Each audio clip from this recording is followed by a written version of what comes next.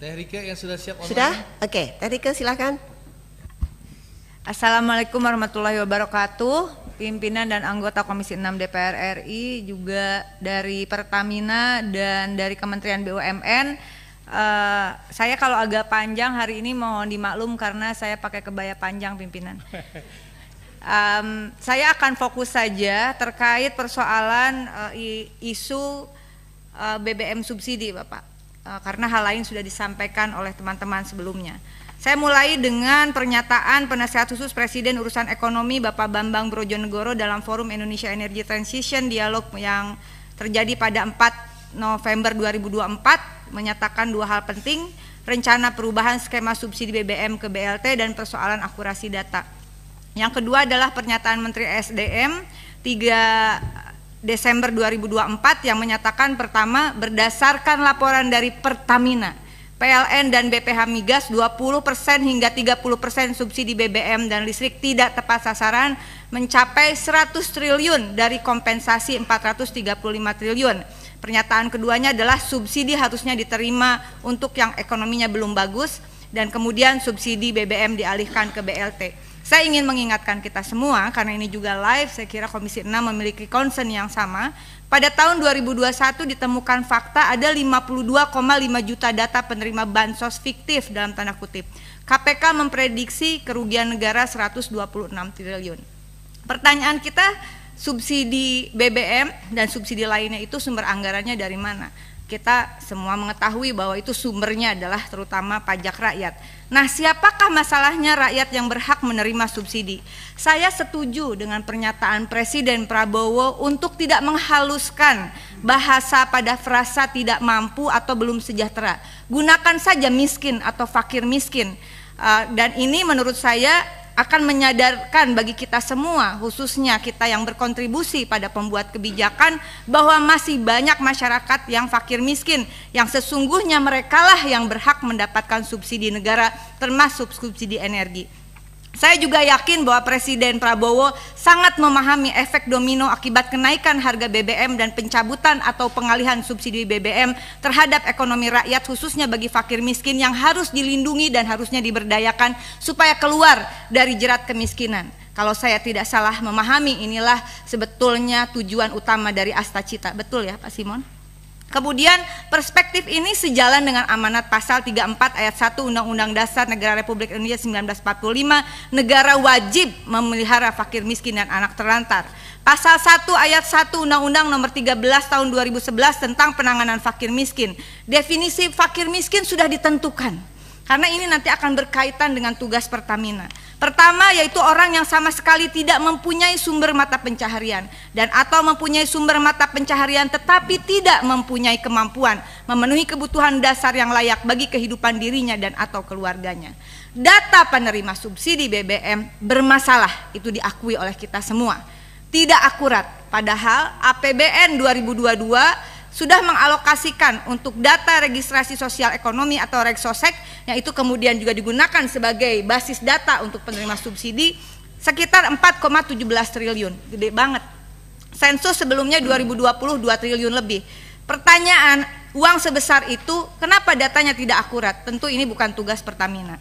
Saya yakin Presiden Prabowo, saya pernah diskusi dengan Pak Prabowo langsung. Beliau memiliki logic thinking yang sangat sistematis.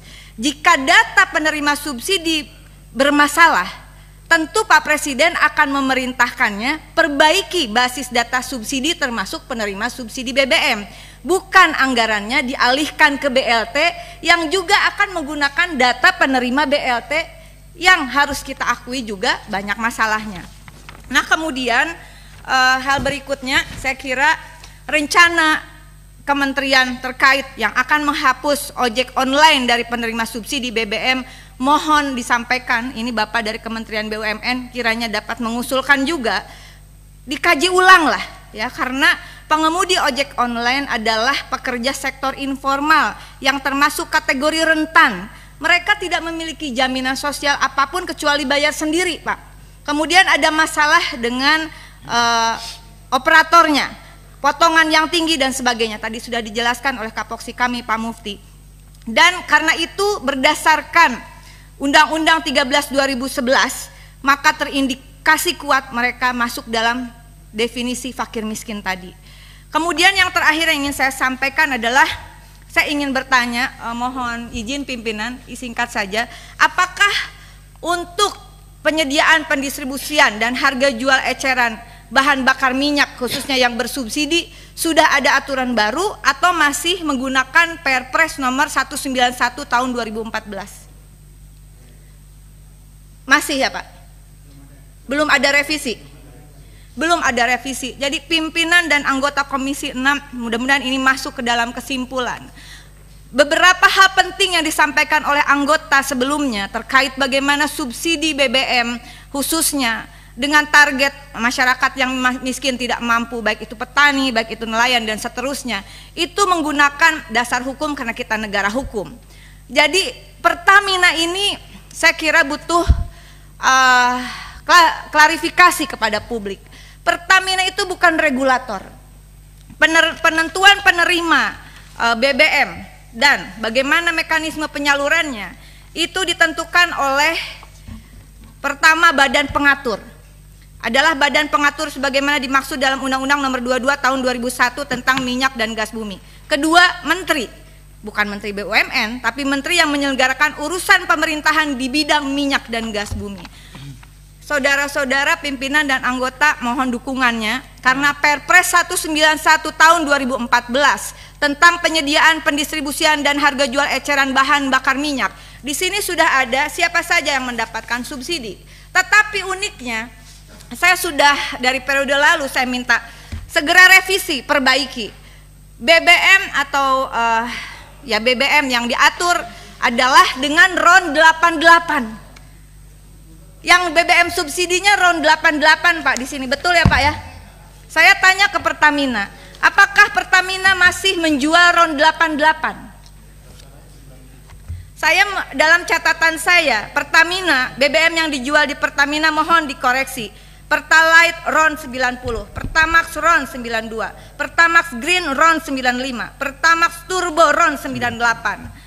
Perpres 191 tahun 2014 ini mengatur yang didistribusikan BBM bersubsidinya adalah RON 88. Jadi menurut saya ini sangat tidak relevan dan di sini tidak ada mekanisme bagaimana data yang digunakan itu dari institusi mana, bagaimana prosedurnya dan sebagainya. Oleh karena itu di dalam kesempatan yang berharga ini saya merekomendasikan, saya yakin Pak Prabowo akan mengeluarkan Perpres baru, ya Perpres baru yang di dalamnya bukan hanya ini pertimbangannya udah bener nih, mempertimbangkan perkembangan kebutuhan nasional atas bahan bakar minyak dalam rangka pemberian subsidi yang lebih tepat sasaran kepada konsumen pengguna. Tetapi isinya sudah tidak relevan. Oleh karena itu saya merekomendasikan pertama adalah tentu saja meskipun bukan tugas Pertamina, tapi nanti Pertamina yang akan kena imbasnya kalau tidak tepat sasaran. Segera benahi data penerima subsidi berbasis data desa kelurahan presisi. Yang kedua, revisi Perpres 19 2014, cabut Astacita khususnya bidang energi dan bagaimana ada keadilan energi bagi masyarakat yang selalu disampaikan oleh Pak Prabowo tidak mungkin tercapai kalau payung hukumnya tidak direvisi. Ketiga, saya mengatakan menolak anggaran subsidi BBM dialihkan ke BLT dengan basis data yang tidak dibenahi tadi. Keempat, mohon dukungannya agar pencabutan subsidi BBM bagi ojek online dibatalkan. Kasihan Pak, kasihan betul mereka. Bapak mungkin sekali-kali ngobrol, saya baru saja membantu memulangkan jenazah anak seorang pengemudi ojek online. Janda dengan 5 anak, dia mengemudi ojek online. Tahu nggak Pak, motornya ternyata sewa harian. Anaknya terpaksa akhirnya kena online scamming ke Kamboja. Banyak yang seperti ini Pak.